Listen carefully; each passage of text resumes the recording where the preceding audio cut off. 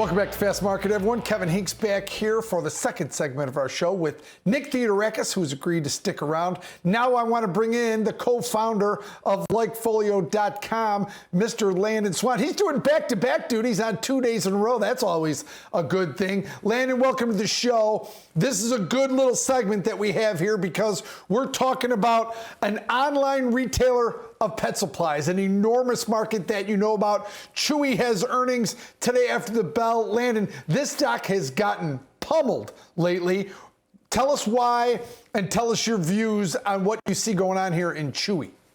Yeah, so this was kind of the COVID darling, right? Like right place, right time. I mean, you got people staying at home. You had people increasing their ownership of pets. People bought pets that didn't have them. They bought extra ones that, if they already had some. So COVID was like the pet lover's dream as far as, Chewy's concerned. And you couldn't go to the store. So this is the perfect opportunity back in March of 2020.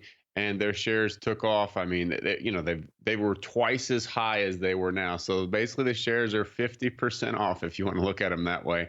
And the reason is because things are starting to reopen. I mean, the longer the lockdown stayed locked down, the better for Chewy. Because obviously people want to get their supplies delivered to them. Now they have a very, very high level of customer happiness. They do a fantastic job interacting with their customers. The products are very high quality. And you can see, just exactly how much growth we see. And you can see that giant spike back in March. I mean, back in when the pandemic hit, that's people joining Chewy for the first time. And their business model is a recurring revenue model. So they get on what they call Autoship. So, you tell them how much your dog weighs or your cat, how often they eat, all this stuff, and they figure it out and they send you the right amount every month and they bill you. So it's a recurring revenue, obviously for the lifetime of the pet. So this is fantastic, to get that many customers coming in. And as you guys know, when we see a surge like Folio, when we see a surge in purchase intent, we often see a drop in happiness, and that really wasn't the case with Chewy. They're 81% positive, which is a very high number in our world. People usually complain online. That's not the case. And you can actually see where people are talking about Autoship, the big spike early on. Then you got the renewal. You can see 1 year later where they talk about the renewal. But here we're in that non-renewal phase, and yet we're still seeing a nice run up, plus 54% year over year. So very strong numbers coming out of Chewy, and it's in stark contrast to last quarter. So last quarter, our earnings score on this company was a negative 59, very strong bearish signal. They got drilled last quarter. I think the stock was down about 10%.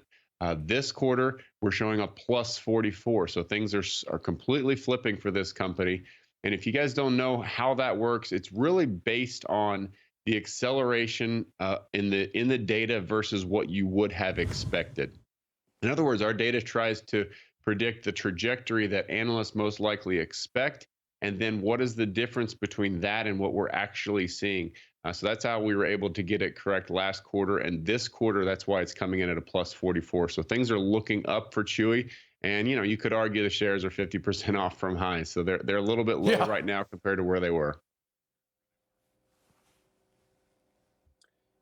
They're expecting a 4 or 5 penny loss EPS tonight, but that's on $2.2 billion in revenue, right? So it is a strong revenue generating company, right? But that isn't translating yet into positive earnings. Does that come through in that data at all that you were just mentioning on that earnings? Because I'm more used to hearing you talk, Landon, about the sentiment, and it sounds like sentiment's really strong and the purchase intent's still there. So it feels like from a customer perspective, pretty solid. But with negative earnings, does that play into the data you just mentioned? Yeah, so I guess that is the weakness of LikeFolio, right? That's our Achilles heel. Is we are very good at predicting top line revenue, consumer happiness. We have no insights into expenses. So you got to add that element to get to earnings, right? So revenue is half the picture.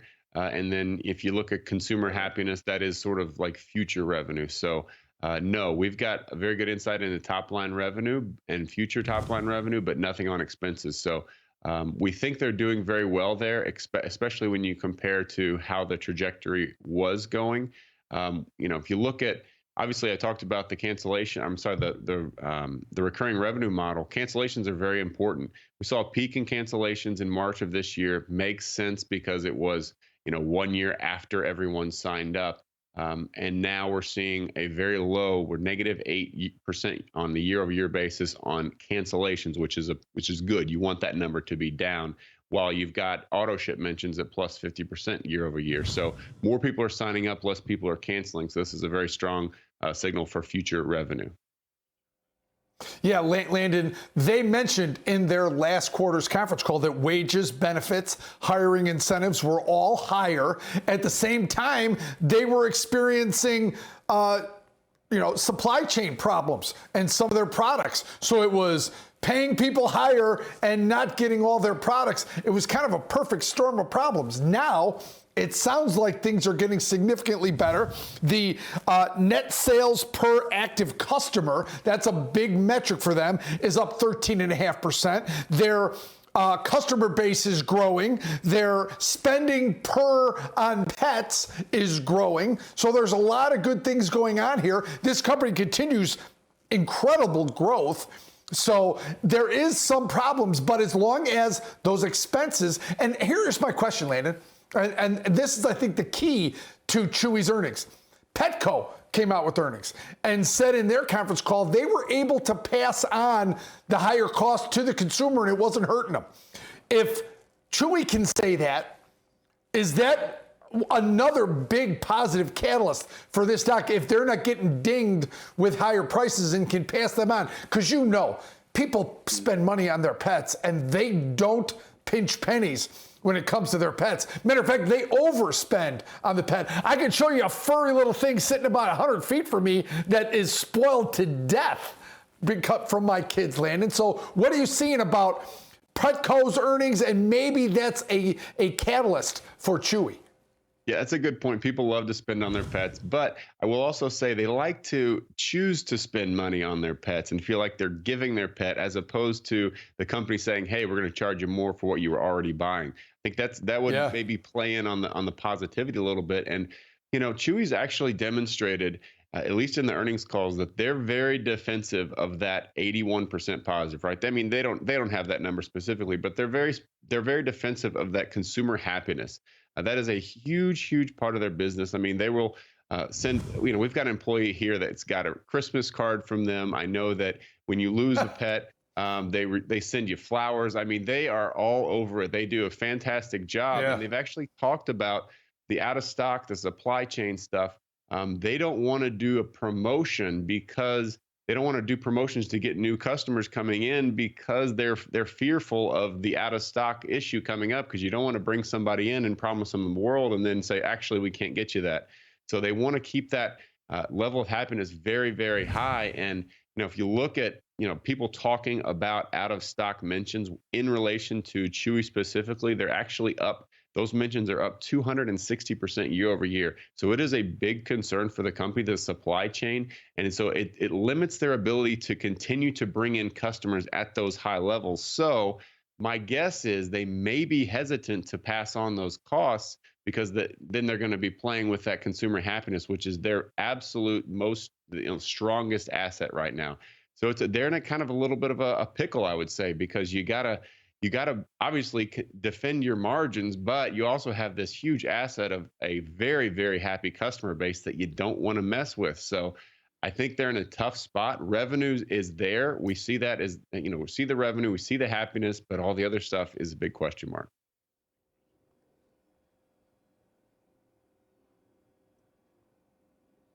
So, like you said, Landon, you not having that bottom piece, it feels to me like those the earnings reports really going to come down to how well they've managed those expenses and what they've been able to pass on, or how they've digested those costs.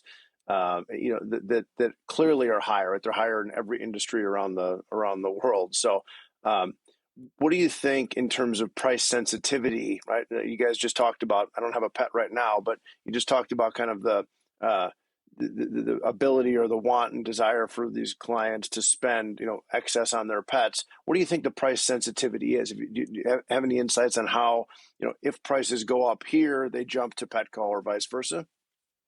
Yeah, I tell you what, I think that Kevin's got a good point. I think that probably pet owners are the least price sensitive when it comes to, giving something for their pet. And I think that people know. I mean, they're going to the store. They're seeing what it costs, and if they get that increase in price, most likely they're going to start shopping around, and they're going to come to the realization that, oh, everybody's increasing prices. That's kind of what happens right now. Supply chain inflation, it adds up. So I think that Chewy could get away with it. It's just, I think the messaging is going to be really important in how they handle it, because again, they've got to defend that happiness of those customers. But I think they can do it. I think they can defend their margins and get away with it. But I wouldn't be surprised if they're hesitant to do so.